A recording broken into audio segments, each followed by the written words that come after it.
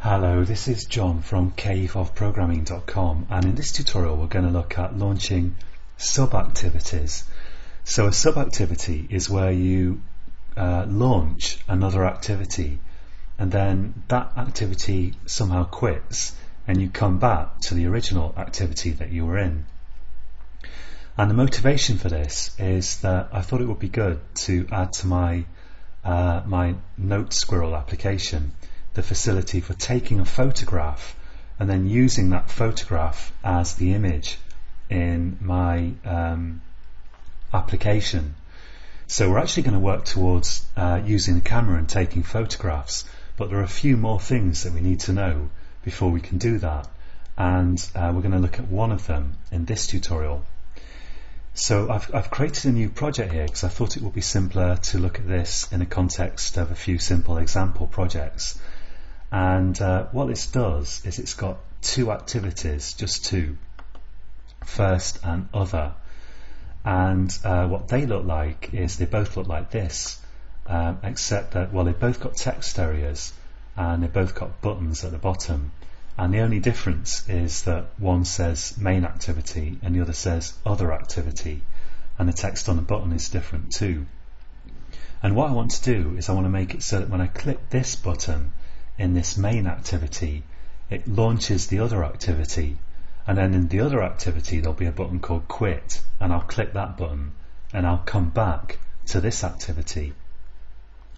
So the stuff in this application at the moment is all stuff that we've seen before. There's absolutely nothing new, and I'm going to just add a few bits to this to make the activity related stuff work.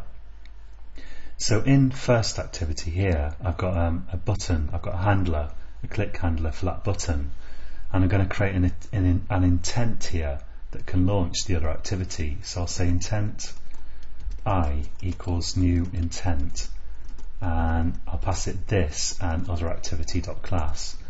And of course this is stuff that we've seen already now several times. And I'm going to start that activity. Let's just add the input there, Control-Shift-O. And I'm not sure what the problem is there. Oh yeah, I've got to say here, instead of this, I need to say first activity.this, because I'm in an anonymous class here. I'm in the click handler. So normally, just to launch another activity, I'd call start activity. But instead of that, because I want to come back to this activity, I'm going to call start activity for result, and I'll pass it the intent there. And now I need to pass in a code that's going to identify the activity that I'm starting within this activity. So let's add here a private static final int, and I'll call it other activity. And I'll set that equal to,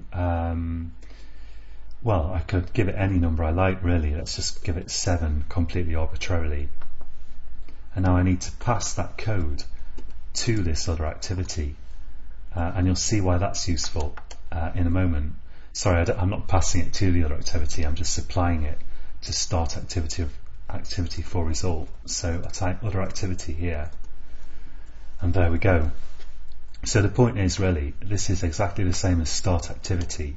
The only difference is you supply a number, which is then going to enable you to identify which activity you return from.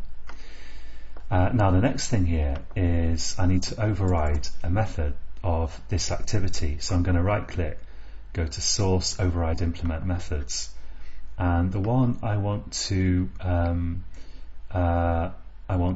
override is let's have a look on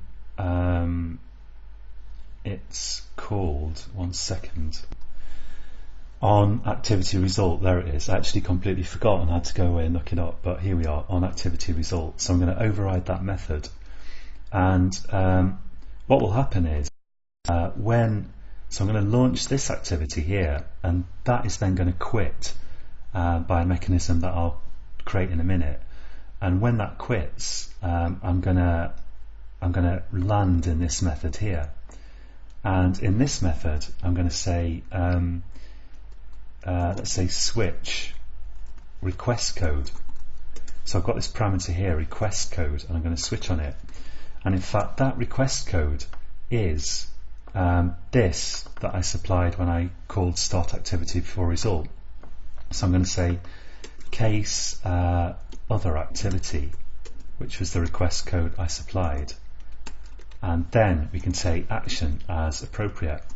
And what the appropriate action might be in this sample activity. Having trouble typing a semicolon there. There we go.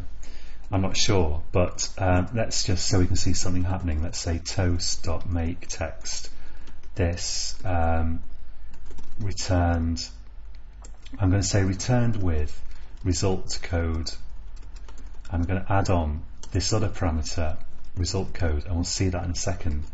I'll say toast.length long and .show, and there we go.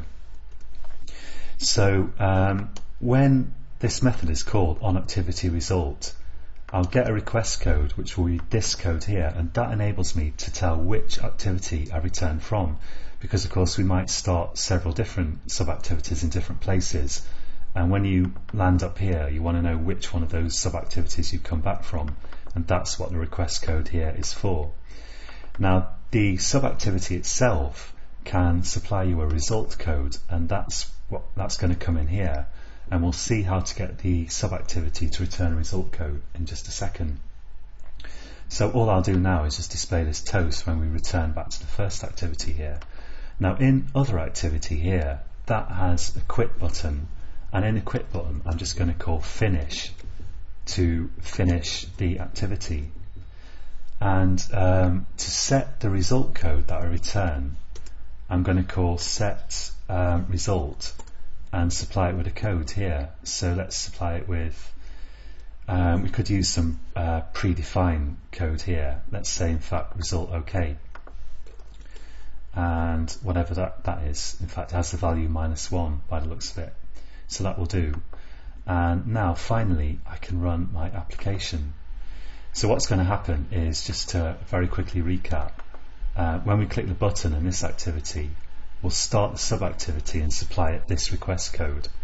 Then when we quit the other activity by clicking the button, we'll set the result code, we'll finish the activity, and we'll land up back here, and this request code will be this that I supplied when I started the activity, and the result code here, which we're going to display in the toast, will be this code here, result OK, that I supply when I quit the activity. Let's just try that. So I click launch other activity. Here's my other activity, which looks basically the same, but it could be something completely different, like for example taking a photograph using a camera activity. And then finally I'm going to quit here, which will set the code, the return code, and it will call finish, and I'll go back to my main activity and we will return with result code, which is this code here. Okay, so that's it for this tutorial, and we're going to move on bit by bit to using this sub-activity thing to launch a sub-activity that takes a photo. But that's it for this tutorial, and this is just something very, very, very useful that you'll want to use in a lot of different circumstances. So until next time, happy coding.